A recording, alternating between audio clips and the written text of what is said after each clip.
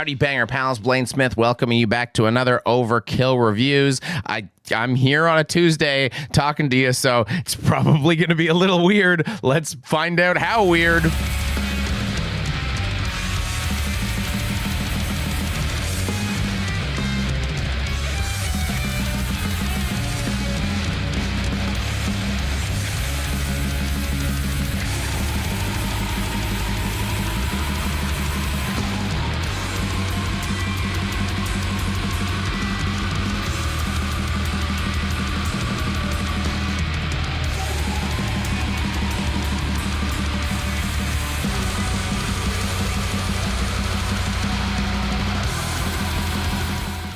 This is Defacement's new record called Duality. It came out July 26 on Avant-Garde Music. These guys formed back in 2019 in the Netherlands, although Metal Archives lists two of the guys being from Libya and one of the guys being from Italy, so I guess we've got a little global metal thing going on. Anyways, Defacement are a avant-garde, noisy, blackened death metal band on their third album, and if you haven't heard their previous two albums, that probably makes sense because they're a smaller band, but hey, we're still in the crazy summer drought for bands you have heard of. So once again, I am talking about a band you probably haven't heard of. I hope big bands never release an album again, and I can just continue doing this forever.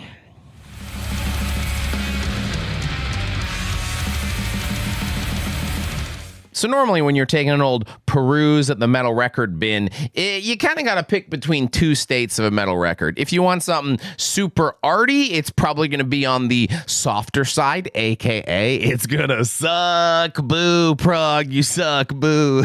And if you'd like something more aggressive and evil, it'll likely be a bit more straightforward. But in comes Defacement managing to do both at the same time quite well. I actually shouted out their previous record when I reviewed Rivers of Nile's last album, which is kind of fitting because this Defacement sort of sounds like Rivers of Nile, but Rivers of Nile are triple ply Cottonelle toilet paper and Defacement are more 40 grit sandpaper. They technically could do the same thing, but one's going to be a much harsher experience on your butthole. I think this is a good analogy, except that it might lead to the rumor that I prefer to wipe my ass with sandpaper. Just for the record, I am a bidet man. I just pat dry with sandpaper afterwards. There are parts here that evoke those cool sax parts on Rivers of Nile, but those lead into harsher segments than anything Rivers of Nile has ever made. So for those of us that prefer to dwell in the old sewers down there, it's pretty much an across-the-board buff. Of course, I've got a little clip so you can judge yourself.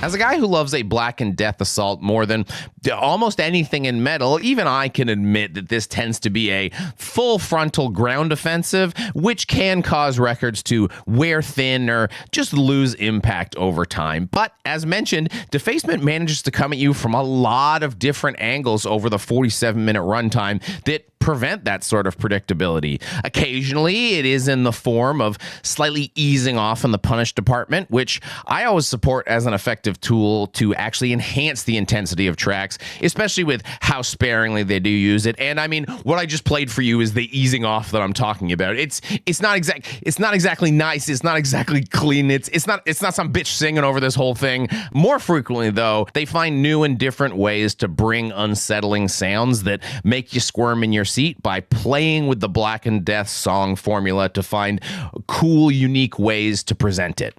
Or they just chucked it all out the fucking window and make some creepy-ass electronic interlude, which honestly give me the heebie-jeebies more than any metal. Listen to this. Blah.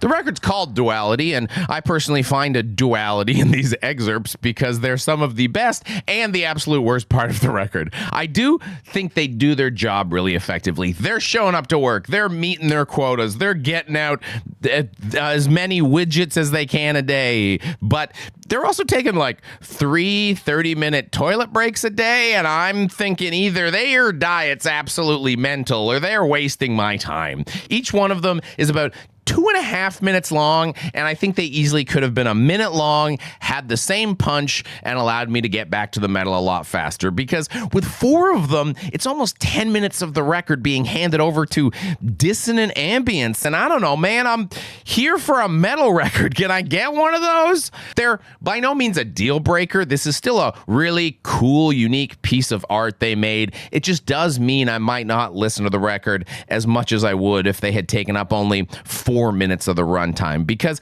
I do think they're really necessary. Like, I'm not going to nuke these MP3s from the computer. They add a lot to the record. It's just, they put me in a weird spot.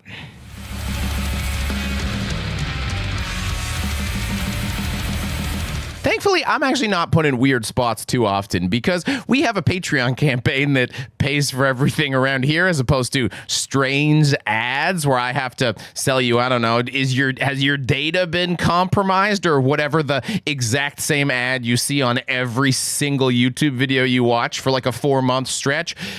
So frustrating. So thanks for tossing us a couple bucks. If you haven't and you can, we appreciate it. And then I can continue to never having to put an ad here. Oh my God. So yeah, they're keeping me from the metal for a while. But the reason I'm so excited to get back to the metal is so good. And a big part of that is, boy, howdy, do they have a hell of a drummer. Mark Bestia, more like Mark Bestia, am I right? This guy's the best. He's got a killer blast beat, but it's the ways he finds to constantly keep busy in other ways that are really adding to the diverse feel of this record. He's got a pretty massive amount of beats under his belt. Phrasing. And he's able to segue between them really smoothly and effortlessly. Despite that, he's also a very organic, human-sounding player because of his great accents and little flares he adds. Sometimes they slow down a track, and he really dials up the power in each hit to keep that intensity up, even if the BPM is down. Like, just listen to how much shit this guy jams into this, I don't know, like 40-second clip.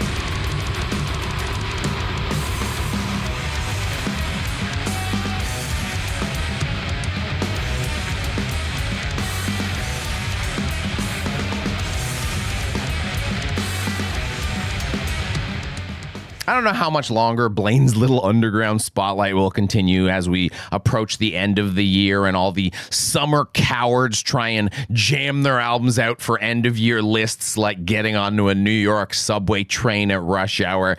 If this is the last one for a bit, that's fine by me, because what a record. It might not be perfect, but I'll always take a flawed, unique release over a squeaky, clean carbon copy. I hated tripping over the interludes for as long as I had to, but it's worth it to get to the 16-minute title track closer, and I don't even dislike the interludes. They're cool. They're just a little too long, so I can't really think of anything else negative to say about it. So I'm giving it 4 out of 5 skulls that are the head from the last record's album cover, which I guess really isn't a skull. The skull's maybe been removed, but that's a cool album cover. This album cover's cool too. Good album cover band, good album internal band, good times for Blaine. And while, yes, you have almost milked me dry, I can toss a little bit of shoutouts at the end for you. If you're looking for more death metal, Lacerations, I Erode on 20 buck spin just came out, and Riley got to review Worm Witch because she wanted to review it, and it can't be the Blaine show all the time. Anytime anyone wants something, I'm gonna back off. I'm gonna give it up. But I'm not gonna give up a chance saying that the new Worm Witch record is sick. Get the new Worm Witch record. It's called Worm Witch on Profound Lore Records. That's been it for me. That we're nearing the end of the summer. I mean, it's August. We're flush in the middle of it. But are there any big releases coming out at the end of the year that have trickled out that you're excited about? Have you got something on the horizon that's keeping you going, or you just happy down here in the underground with me? Let us know in the comments below. I've been Blaine Smith. See you on the next one.